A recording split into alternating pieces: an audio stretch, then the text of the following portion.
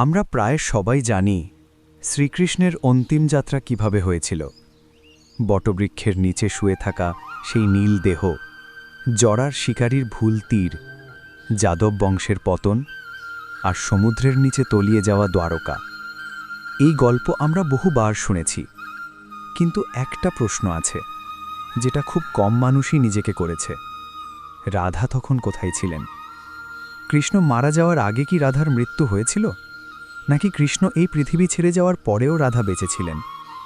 আর যদি বেঁচে থেকেও থাকেন, তাহলে কেমন ছিল সেই জীবন যেখানে কৃষ্ণ নেই কিন্তু প্রেম এখনও আছে? এই গল্পটা ঠিক এখান থেকেই শুরু। গল্পে ঢোকার আগে একবার শুধু এই কথাটা শুনুন। এই ধরনের গল্প যদি আপনার ভালো লাগে, যেখানে শুধু ঘটনা নয় অনুভবও আছে, তাহলে চুপচাপ পাশে থাকবেন, সাবস্ক্রাইব করে রাখুন, আর কমেন্টে শুধু একবার লিখুন রাধে রাধে বা জয় শ্রীকৃষ্ণ। কেন বলছি জানেন? কারণ নাম স্মরণ মানে শুধু ধর্ম নয়। নাম স্মরণ মানে যখন মানুষ ভেঙে পড়ে, তখন নিজের অহংকারটা নামিয়ে রেখে একটা বড় আশ্রয়ের কাছে মাথা ঠেকানো। আর যে আশ্রয়ে মাথা রাখে সে কখনো পুরোপুরি হারিয়ে যায় না। এখন আসি রাধার কথায়। যেদিন কৃষ্ণ বৃন্দাবন ছেড়েছিলেন, সেদিন গোটা বৃন্দাবন স্তব্ধ হয়ে গিয়েছিল। গোপীরা কাঁদছিল, যশোদার বুক ফেটে যাচ্ছিল, যমুনার জল পর্যন্ত যেন থমকে গিয়েছিল। কিন্তু রাধা কাঁদেননি। এই কথাটা শুনে অনেকের অবাক লাগে, কারণ আমরা ধরে নিই যে সবচেয়ে বেশি ভালোবাসে সে সবচেয়ে বেশি কাঁদে। কিন্তু রাধা ছিলেন অন্যরকম। রাধা জানতেন কৃষ্ণ কোনো শরীর নন, কৃষ্ণ কোনো স্থানের নাম নন, কৃষ্ণ কোনো সময়ের মধ্যে বাধা নন। কৃষ্ণ মানে অনুভব। যেদিন রথ এগিয়ে যাচ্ছিল, রাধা দূরে দাঁড়িয়ে শুধু তাকিয়েছিলেন। লোকেরা ভেবেছিল এইখানেই বুঝি রাধার জীবন শেষ, কিন্তু সত্যটা ছিল ঠিক উল্টো। এইখান থেকেই রাধার যাত্রা শুরু হয়েছিল। কৃষ্ণ মথুরা গেলেন, তারপর দ্বারকা, রাজনীতি, যুদ্ধ, রাজ্য সব কিছু এলো তার জীবনে। আর রাধা থেকে গেলেন বৃন্দাবনেই। তিনি কারো কাছে অভিযোগ রাখেননি, কখনো বলেননি যে কৃষ্ণ আমাকে ছেড়ে চলে গেছে। কারণ রাধা জানতেন যে চলে যায় সে আসলে কখনো পুরোপুরি আসে না, আর যে থাকে সে চোখে দেখা যায় না।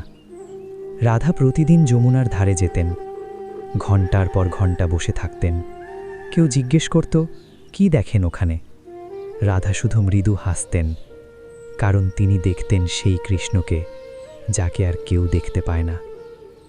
বাঁশির শব্দ লোকেরা শুনত না, কিন্তু রাধা শুনতেন, কারণ প্রেম কানে শোনা যায় না, প্রেম অনুভব করতে হয়। দিনের পর দিন, বছরের পর বছর কেটে গেল, কৃষ্ণ আর ফিরে এলেন না। এই সময় থেকেই লোকের মুখে কথা উঠতে শুরু করল যে রাধা নাকি পাগল হয়ে গেছেন। একাই কথা বলেন, একাই হাসেন, কিন্তু কেউ বুঝতে পারেনি রাধা পাগল হননি। রাধা ধীরে ধীরে নিজের অস্তিত্বটা ছাড়তে শিখছিলেন।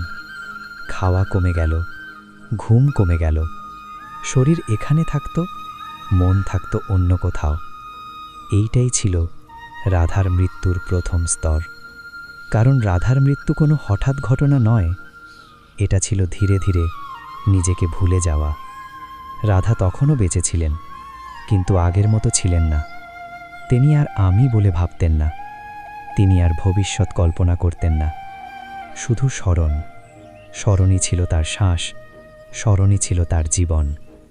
এই অবস্থাতেই একদিন বৃন্দাবনে পৌঁছল সেই সংবাদ, শ্রীকৃষ্ণ আর এই পৃথিবীতে নেই। এই খবর শুনে রাধা চিৎকার করেননি, ভেঙে পড়েননি। তিনি অনেকক্ষণ চুপ করে বসেছিলেন, চোখ বন্ধ, শ্বাস ধীর, যেন তিনি এই সত্যটার জন্য অনেক দিন ধরেই প্রস্তুত ছিলেন। কারণ রাধা কখনো দেহের কৃষ্ণকে ভালোবাসেননি, তিনি ভালোবাসতেন সেই কৃষ্ণকে যিনি কখনো জন্মান না, কখনো মরেন না। এইখান থেকে রাধার যাত্রা আরও গভীর হয়ে যায়। কিন্তু তখনও রাধার শরীর এই পৃথিবীতে ছিল, রাধার মৃত্যু তখনও হয়নি। সে মৃত্যু আসবে ধীরে, নিঃশব্দে, একটা যাত্রার মতো। কৃষ্ণের দেহ এই পৃথিবীতে আর নেই। এই সংবাদটা ছড়িয়ে পড়ার পর বৃন্দাবন আর আগের মতো থাকেনি। গাছগুলো আগের মতোই দাঁড়িয়েছিল, যমুনা আগের মতোই বয়ে চলেছিল, কিন্তু বাতাসে একটা অদ্ভুত শূন্যতা ঢুকে পড়েছিল। লোকেরা ভাবছিল রাধা হয়তো এখন ভেঙে পড়বেন, কিন্তু রাধা ভাঙেননি, বরং সেই দিন থেকেই তার ভেতরের যাত্রাটা আরও স্পষ্ট হয়ে উঠেছিল। রাধা বুঝে গিয়েছিলেন এখন আর বাইরে কিছু খোঁজার নেই। যিনি বাইরে ছিলেন তিনি সম্পূর্ণভাবে ভেতরে এসে গেছেন। এই উপলব্ধির পর রাধার জীবন আর সাধারণ মানুষের মতো থাকেনি। তিনি খেতেন, কিন্তু খুব অল্প, যেন শরীরকে শুধু টিকিয়ে রাখার জন্য। তিনি ঘুমাতেন, কিন্তু খুব কম, যেন জেগে থাকাটাই এখন তার প্রকৃত অবস্থা। লোকেরা লক্ষ্য করেছিল রাধার চোখ বদলে গেছে। সেই চোখ আর অপেক্ষা নেই, আছে এক ধরনের স্থিরতা, যেমন দীর্ঘ পথ চলার পর শেষে গন্তব্য চোখে পড়লে হয়। রাধা তখন প্রায়ই একা থাকতেন, যমুনার ধারে বসে থাকতেন ঘণ্টার পর ঘণ্টা, হাত জলে ডুবিয়ে রাখতেন আর নিঃশব্দে চোখ বন্ধ করতেন। কেউ জানত না তিনি কি করছিলেন, কিন্তু রাধা জানতেন। তিনি নিজের অস্তিত্বটাকে ধীরে ধীরে আলগা করছিলেন, যেমন মানুষ ভারী বোঝা নামিয়ে রাখে একটার পর একটা। নাম, পরিচয়, স্মৃতি সব কিছু ধীরে ধীরে হালকা হয়ে যাচ্ছিল। রাধার নিজের কথা ভাবতেন না, নিজের ভবিষ্যৎ ভাবতেন না, কারণ ভবিষ্যৎ তখন তার জন্য অর্থহীন। লোকেরা মাঝে মাঝে বলতো রাধা খুব দুর্বল হয়ে যাচ্ছেন, কিন্তু রাধা দুর্বল হচ্ছিলেন না, রাধা বন্ধন ছাড়ছিলেন। এই দুটো জিনিস এক নয়। দুর্বলতা মানুষকে নিচে টানে, বন্ধন ছাড়া মানুষকে ওপরে তোলে। একদিন সন্ধ্যাবেলা যমুনার ধারে বসে থাকতে থাকতে রাধা হঠাৎ চোখ খুলেছিলেন। সূর্য ডুবে যাচ্ছিল। সেই আলোয় তার মুখে কোনো কষ্ট ছিল না, ছিল গভীর শান্তি। যেন বহুদিন ধরে যে কথাটা বলা বাকি ছিল সেটা ভেতরে ভেতরে বলে ফেলা হয়েছে। এই সময় থেকেই রাধার শরীর আর বেশি দিন টিকবে না, এই অনুভবটা বৃন্দাবনের সবাই পেতে শুরু করেছিল। তার হাঁটা ধীর হয়ে গিয়েছিল, শ্বাস অনেক সময় গভীর হয়ে যেত, চোখের দৃষ্টি যেন দূরের কোনো অদৃশ্য বিন্দুতে আটকে থাকত। কিন্তু আশ্চর্যের বিষয়, রাধার মুখে কোনো ভয় ছিল না। মৃত্যু ভয় আসে তখনই যখন মানুষের কিছু পাওয়ার বাকি থাকে। রাধার আর কিছু পাওয়ার ছিল না। একদিন গভীর রাতে রাধা ঘর থেকে বেরিয়ে এসেছিলেন। চাঁদের আলো যমুনার জলে পড়ে নরম হয়ে ছড়িয়েছিল। রাধা ধীরে ধীরে জলের ধারে এসে দাঁড়ালেন। এবার তিনি বসেননি, শুধু দাঁড়িয়েছিলেন, চোখ বন্ধ, শ্বাস ধীর। এই অবস্থায় তিনি অনেকক্ষণ ছিলেন। কেউ দেখেনি তিনি কখন ফিরেছেন, কিন্তু পরের দিন থেকে রাধার শরীর যেন আরও হালকা হয়ে গিয়েছিল, যেন তিনি আর এই পৃথিবীর নন, শুধু সাময়িকভাবে এখানে আছেন। এইভাবেই রাধার যাত্রা শেষের দিকে এগিয়ে যাচ্ছিল। কোনো হঠাৎ ঘটনা নয়, কোনো নাটকীয় মুহূর্ত নয়, ধীরে ধীরে, নিঃশব্দে, সম্পূর্ণ প্রস্তুতির সাথে। মৃত্যু তখন আর অচেনা কিছু ছিল না। মৃত্যু তখন ছিল একটা পরিচিত দরজা, আর রাধা জানতেন এই দরজার ওপারে কিছু হারানোর নেই। বৃন্দাবনে সেই ভোরটা অন্য দিনের মতো ছিল না। আকাশ পরিষ্কার ছিল, কিন্তু আলোটা ছিল নরম, যেন পৃথিবী নিজেও ধীরে কথা বলছে। রাধা তখন খুব ভোরে উঠে পড়েছিলেন। শরীরটা আগের চেয়ে আরও হালকা লাগছিল। হাঁটতে কষ্ট হচ্ছিল না, বরং মনে হচ্ছিল পা মাটিতে ছুঁয়ে আছে ঠিকই, কিন্তু টান আর নেই। তিনি ধীরে ধীরে যমুনার দিকে এগোলেন। এই পথটা তার নতুন ছিল না, এই পথে তিনি সারা জীবন হেঁটেছেন, কিন্তু আজ পথটা আলাদা লাগছিল।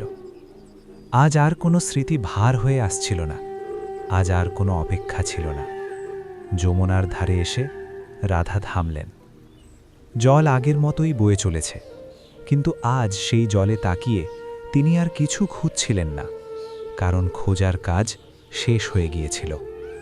রাধা বসে পড়লেন, চোখ বন্ধ করলেন, শ্বাস ধীরে ধীরে গভীর হতে লাগল। এই শ্বাসে আর ক্লান্তি ছিল না, ছিল শুধু ছেড়ে দেওয়ার শান্তি। এখন আর শরীর কিছু চাইছিল না, এখন আর মন কিছু ধরতে চাইছিল না। যেমন নদী শেষমেশ নিজেকে সাগরের হাতে তুলে দেয়, ঠিক তেমনি রাধা নিজের অস্তিত্বটা ধীরে ধীরে ছেড়ে দিচ্ছিলেন। এই সময় কেউ দেখেনি কোনো যন্ত্রণা, কোনো ছটপটানি, কোনো ভয়। মৃত্যু তখন রাধার কাছে অচেনা কিছু ছিল না, কারণ রাধা অনেক আগেই মরে গিয়েছিলেন নিজের আমির দিক থেকে। আজ শুধু শরীরটুকু নীরবে থেমে যাচ্ছিল, শ্বাস ধীরে, আরও ধীরে, যেন বাতাস নিজেই থামতে চাইছে। এক সময় শ্বাস আর ফিরে এলো না, কিন্তু সেই মুহূর্তে কিছু শেষ হয়নি, কারণ যেটা শেষ হয় সেটা ছিল শরীর, আর যেটা মিলিয়ে গেল সেটা ছিল রাধা। এই জন্যেই শাস্ত্র বলে না রাধা মারা গিয়েছেন, শাস্ত্র বলে রাধা কৃষ্ণে লীন হয়েছেন। যেখানে আর দুই নেই, যেখানে আর বিচ্ছেদ নেই, যেখানে প্রেম আর প্রেমিক আলাদা নয়।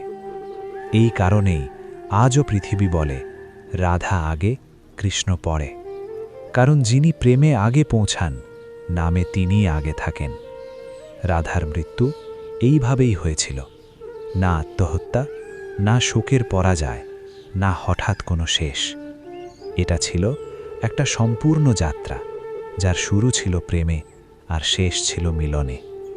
আর তাই চলুন সবাই মিলে একবার বলি রাধে রাধে, কারণ কৃষ্ণ নামই মুক্তির পথ।